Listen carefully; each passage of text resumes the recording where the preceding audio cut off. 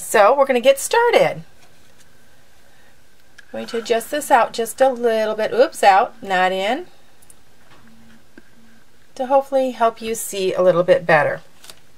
Okay, we're going to start with a plain envelope. These are medium Whisper White envelopes. What you're going to do is you're going to seal that shut. You're going to fold it in half, like so. Then you're going to take your paper trimmer and you're going to trim off a sliver of the end. And I'm just going to show you about how much you should cut off. I'm not going to actually do this one because I already got one prepared. Just a little sliver. What I do is I line it up to the edge of that gray spot there.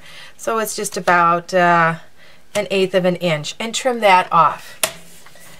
I'll show you how much I trimmed off the envelope that I'm actually going to use. So that's just a tiny little bit.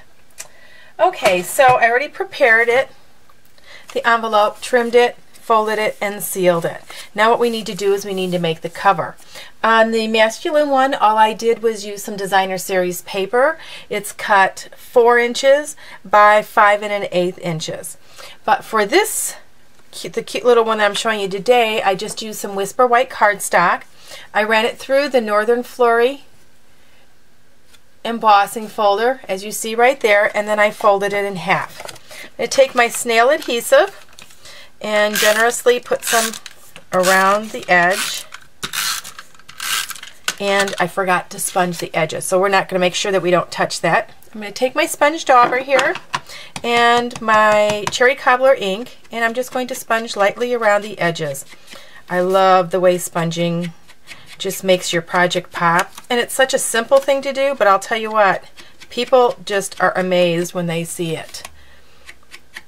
It's got that wow factor, and don't we love those simple things that are an easy wow. Okay, so what I'm going to do now is I'm going to take crease to crease, centering the Whisper White cardstock on the envelope, and I'm going to press down firmly so it seals it. Next thing I'm going to do is I'm going to take the verse, and this verse is from the Christmas messages, and it says, "Wishing you Christmas cheer and a happy new year." So I'm just going to ink that up and stamp it really quickly here. Firm push, and that's all that's to that. Okay, now I want to add my embellishments, and you guys know Scrap, Scrap, Scrap. My middle name is Scrap, I think. When I was little, I used to find the littlest pieces of things to make things with, and my mom always says she doesn't know where I got my creativity, but I don't know.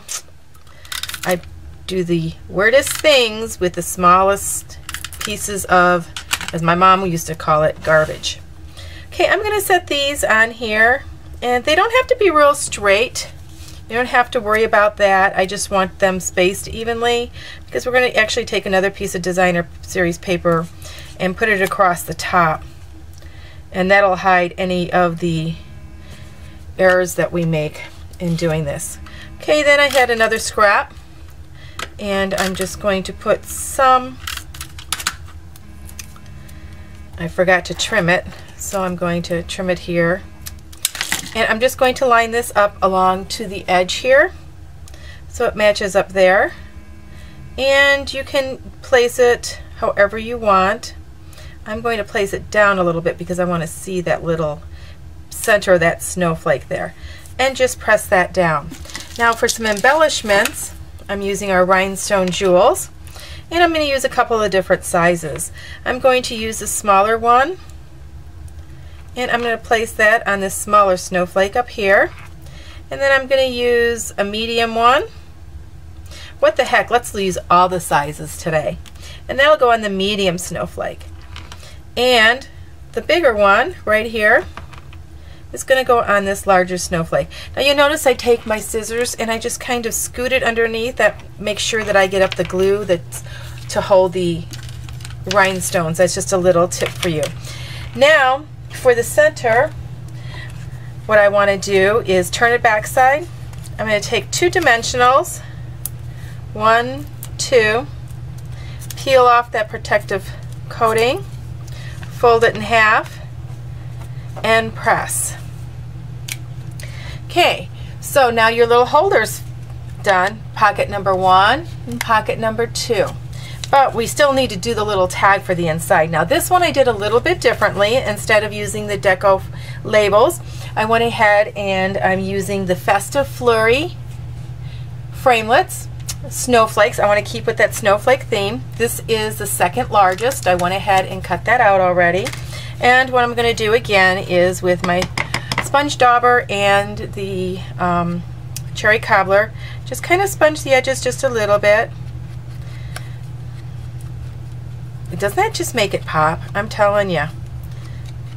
My customers are always wowed with this.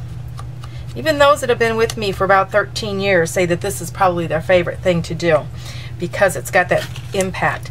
Now I'm going to take our large rhinestone jewels, and I don't know if you were able to take advantage when these were on sale during our weekly deal. Right now we're running a weekly deal every Tuesday, and I didn't get that glue off with that. But yes, I did.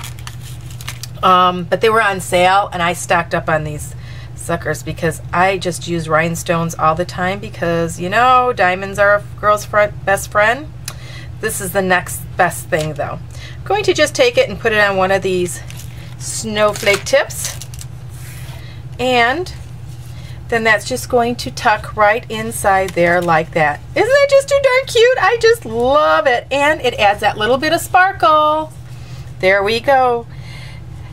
Now for this and other projects, go to judistamps.com, and it's got a link to my online store if you find anything that you want to buy while you're there. So I look forward to seeing you next time. Thanks a lot, and see you soon.